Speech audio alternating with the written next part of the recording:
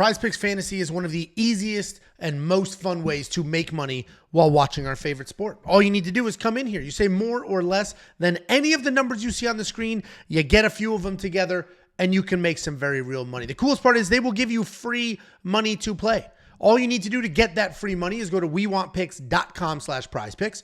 Use promo code WWP and they will instantly match your deposit. If you give them $10, they'll give you $10. If you give them $100, they will give you $100 instantly that you can use to build an entry. If you win, all of that money is yours to withdraw. If you lose, well, who cares? Just play with the free money and that's all that you're out.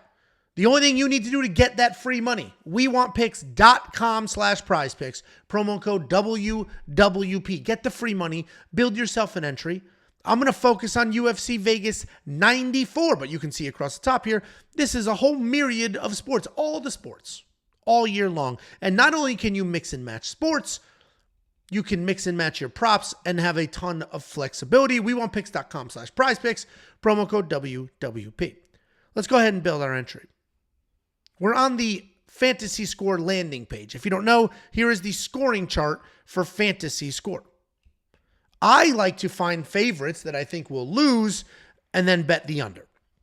If you look at the fantasy scoring chart, you're going to get points for significant strikes, takedowns, defended takedowns, which is important in some of these matchups, as well as submission attempts, and then certainly a knockdown, and then different round bonuses. You win in the first round, you get a ton of points. You win a decision, you get far fewer points.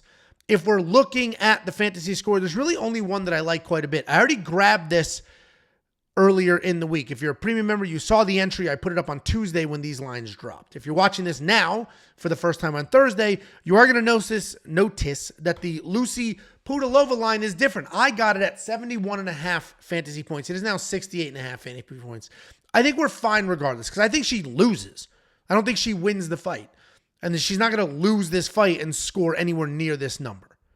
Where it becomes tricky is if she wins, but it's a boring do-nothing fight. All of a sudden, 10 strikes is the difference between my line hitting at 71.5 fantasy points versus yours at 68.5. But ultimately, I do think Lucie loses. Because of that, I am doing the less on her fantasy score. If we look at some of the rest of these, Loic, that's tricky. He's a dangerous guy. He's got some power. He can certainly get some takedowns, defend some takedowns, which would help his score. Miranda Maverick, I think she absolutely steamrolls here, but there have been some fights where she gets taken down, doesn't get the takedowns, gets reversed, so she may not score as well as we all think. Cody Gibson should win, but again, it could be a decision fight. Brian Kelleher is a tried and true vet that only loses to top 5, top 10 ranked people. Cody Gibson would be the worst person he's ever lost to. So how he loses is a tricky game. And we do have Verna's fantasy score. I like the more from the takedown attempts, from the submission attempts. But we're going to leave that alone because we had went ahead and used her in the takedown props. If we go to takedown, we got Verna Jandiroba, 2.5 takedowns. I'm going the more. I am surprised it's only 2.5. Go look at her last couple of fights. She has been 100% all in on the wrestling. Not only is that basically her only path to victory, she sticks to a game plan. Verna's not the type of fighter that is the better wrestler and should be wrestling, but for some reason is hanging out for a striking match. That's not what she is going to wrestle. You can trust her to do that. We have 5 rounds to work with. I think she'll get 3 takedowns in 5 rounds. I think she's going to far surpass this number. So I'm good with the more on the 2.5 takedowns, and I'm surprised that line has not moved. Kurt Hollabaugh, a half a takedown. I'm just going to leave that alone. Thomas Petersen, same thing. He can squeeze in a takedown or two, but that's not his go-to. That's not what he's looking for primarily.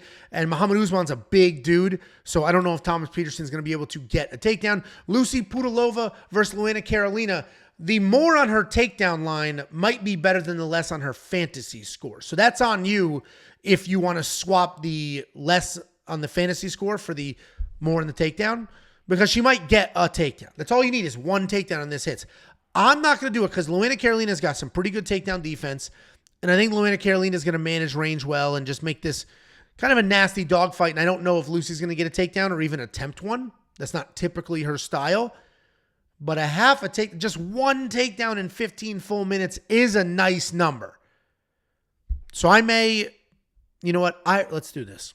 I already have the fantasy point entry. I've already got that one built.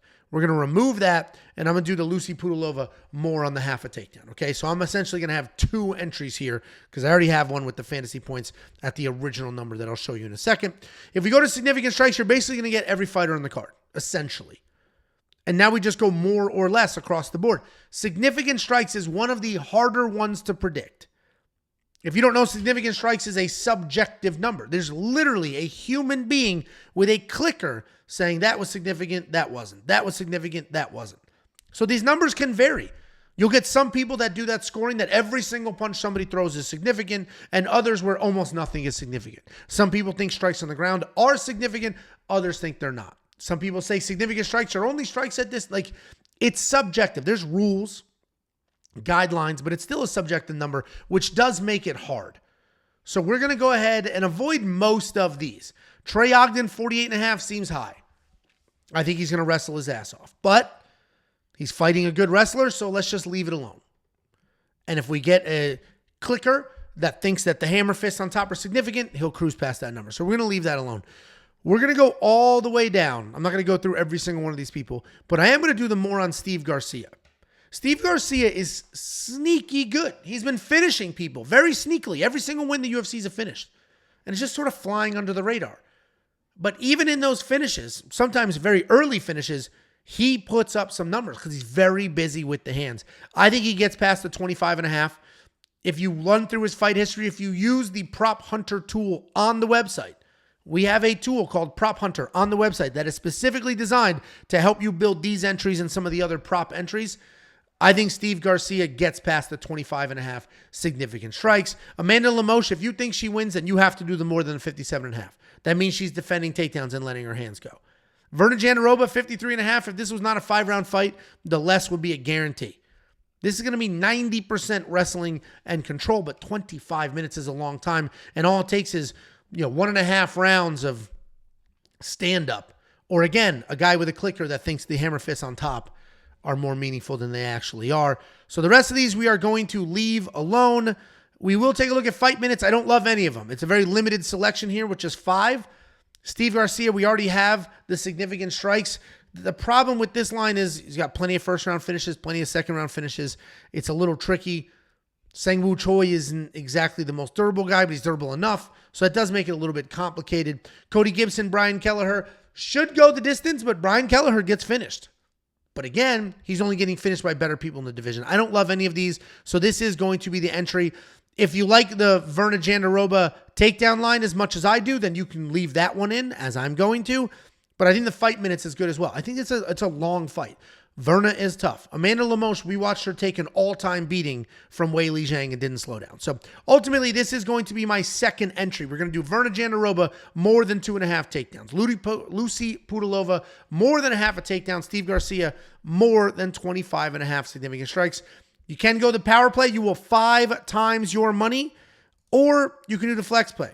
You still make money if you lose. 25% return on your money, even if one of these lines lose. Let me show you the one that I already built. Here is the Steve Garcia 25.5 significant strikes. We did the more. Lucie Pudilova, well, I did less on the 71.5 fantasy score. That's that line that we had the other day.